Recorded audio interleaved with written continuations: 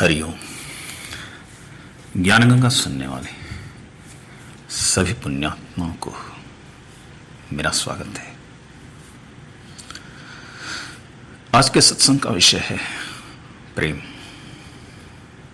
जिसे प्यार और मोहब्बत भी कहते हैं। यह है तो बहुत ही आम चीज, लेकिन इसके फल कुछ ऐसे हैं कि जिसकी आप कल्पना भी नहीं कर सकते, और इसके दुष्परिणाम भी हैं। उसके बारे में भी हम चर्चा करेंगे। दरअसल ये प्रेम क्या है? प्रेम एक भाव है जो अपने हृदय से किसी दूसरे के लिए पैदा होता है।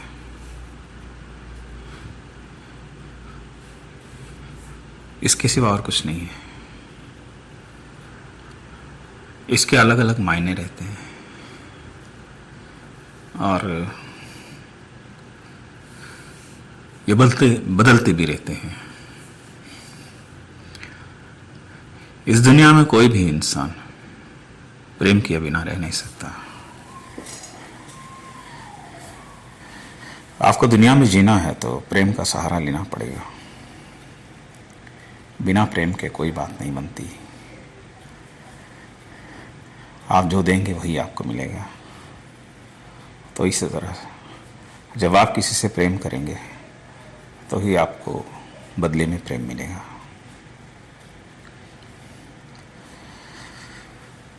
तो इस प्रेम के कई प्रकार होते हैं।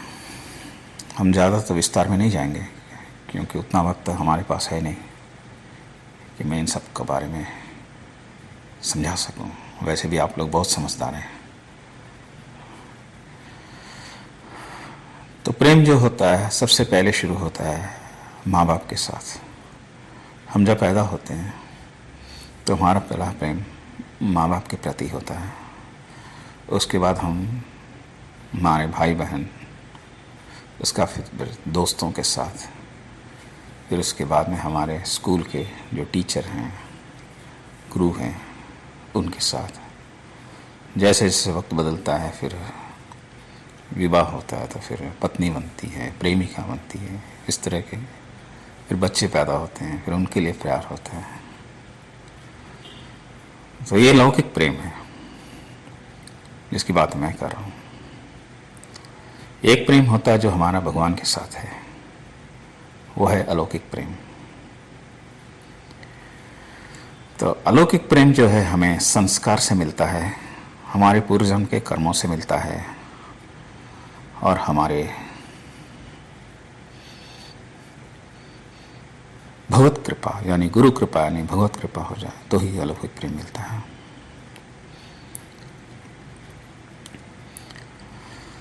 तो जो अलौकिक प्रेम है वो हमें तो हमारे जो कर्म बंधन है, पिछले कर्म हैं और जो वर्तमान के कर्म हैं, प्रारब्ध कर्म है, ये तीन प्रकार के कर्म होते हैं।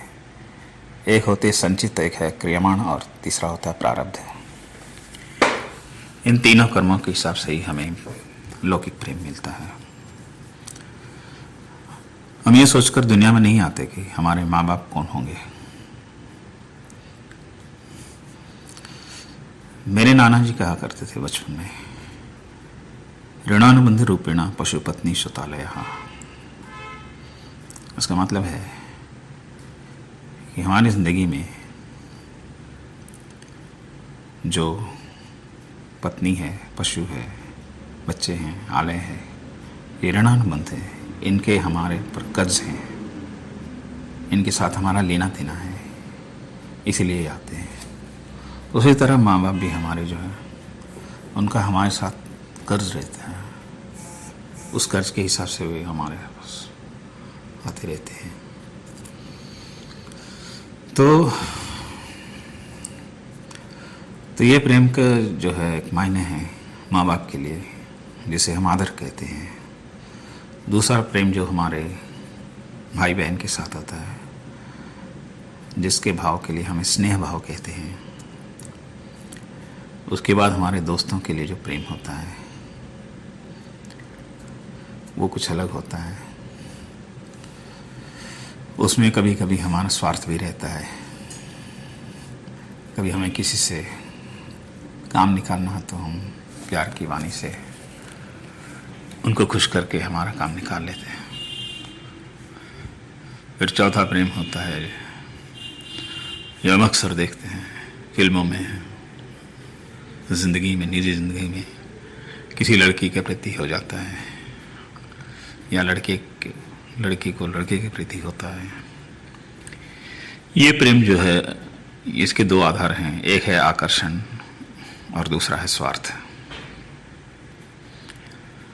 हमारे दिल में हर एक नहीं घुस सकता है, हमारे दिल में वही घुस सकता है जिसके लिए हमारा भाव हो। यूँ तो हम हज़ारों को देखते हैं लेकिन हर एक के लिए दिल नहीं धड़कता, किसी खास के लिए धड़कता है। तो ये चीज़ जो है, ये स्वार्थ और के आकर्षण, स्वार्थ और आकर्षण के बीच में ये लटकता रहता है।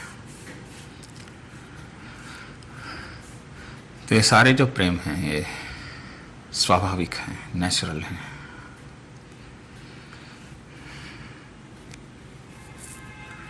लेकिन जो भगवान के साथ जो प्रेम होता है वो स्वाभाविक नहीं होता है, वो अलौकिक होता है। यूँ तो बहुत लोग भगवान से प्यार करते हैं लेकिन मज़ा तब आए जब भगवान किसी से प्यार करे।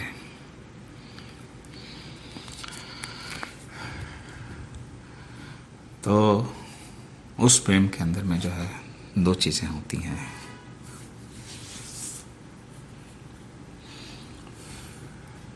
पहली ये है कि उनमें स्वार्थ नहीं रहता है, वो एक स्वाभाविक, एक अलौकिक, एक दिव्य प्रेम आता है जिसका कोई अंत नहीं होता, अनंत में आता है, अनंत प्रेम जिसे कह सकते हैं। और दूसरा, उस प्रेम का कोई मापदंड नहीं होता कि ये इतना है वो उतना है, उसकी गहराई कोई नहीं नाप सकता। तो वो सच्चा प्रेम है जो हमारा भगवान के साथ होता है। बाकी जो ये प्रेम है ये सब दिखावे के हैं, वक्त के साथ बदल जाते हैं, हालात के साथ बदल जाते हैं और शख्सियत के साथ भी बदल जाते हैं। आपके घर में 4 भाई हैं तो आपका प्यार 4 भाइयों के लिए एक जैसा नहीं होगा। यही तो प्रॉब्लम है। जो आपको अच्छा लगेगा उसके साथ आपकी बनेगी। तो ये कोई ज़रूरी नहीं कि चारों आपके साथ अच्छे रहें, और रहें तो अच्छी बात है, मगर ऐसा बहुत कम होता है।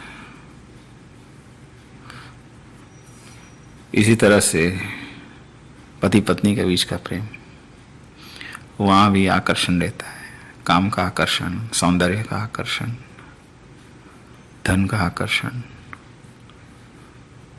और बहुत सारे आकर्षण में ये सारी चीज़ें मायने रखती हैं। निस्वार्थ जो प्रेम होता है वो सच्चा प्रेम है। जहाँ स्वार्थ आ जाए वो सच्चा नहीं होता। तो ये प्रेम की जो है परिभाषा है। और ऐसे प्यार के उदाहरण तो आपको बहुत सारे मिलेंगे ज़िंदगी में। इसके लिए मैं कोई खास कहना नहीं चाहूँगा, लेकिन निस्वार्थ जो अलौकिक प्रेम है इसका हमारा सबसे अच्छा उदाहरण है मीराबाई, जिन्होंने भगवान के साथ प्रेम किया और वो भगवान में एक हो गई। उनकी नज़र में दुनिया थी ही नहीं, वो भगवान के लिए जिया और भगवान के लिए ही अपने आप को समर्पित कर दिया। वो प्रेम जब पैदा होता है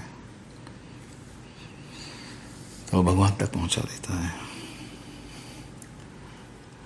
तो हमें कोशिश ऐसी होनी चाहिए कि हम निभाएं, हमारी जो जिम्मेदारी है निभाएं, प्यार करें, लेकिन उम्मीद ना रखें कि मैं प्यार कर रहा हूं तो ये भी मुझे प्यार करें। ऐसा नहीं होता। आप प्यार करेंगे, वो आपका भाव है। सामने वाला प्यार करे या ना करे वो उसकी मर्जी है। हर चीज़ हर एक को नहीं मिलती। तो इस बात से हमें भी समझ लेना चाहिए कि हमारा कर्तव्य हम करें, बाकी भगवान की मर्जी। मिलेगा मिलेगा, मिल गया किस्मत है, नहीं मिला कोई बात नहीं। लेकिन भगवान का प्रेम एक बार आपके दिल में पैदा हो जाए तो भगवान आपको मिलने ही है, इसमें कोई शक नहीं। हाँ, हो सकता है इस ज़िंदगी में ना मिले, किसी और ज़िंदगी में मिलेंगे, लेकिन एक बार आप प्यार के रास्ते चले गए भगवान के लिए तो फिर वो किसी न किसी तरह आप तक पहुंचा देगा। शबरी ने प्रेम किया था श्री राम जी के लिए, उनकी सदगति हो गई। ऐसे बहुत से प्रेम के उदाहरण हैं जिन्होंने भगवान से प्रेम किया और भगवान के हो गए। तो राधा कृष्ण है, मीराबाई हैं, शबरी है, और भी बहुत सारे लोग हैं। तो ये चीज़ तो बहुत छोटी है, लेकिन इसका मतलब बहुत बड़ा है। तो हम किसी जीव पे प्रेम करते हैं तो दया होता है, प्रेम नहीं होता है। दया और प्रेम में फ़र्क है।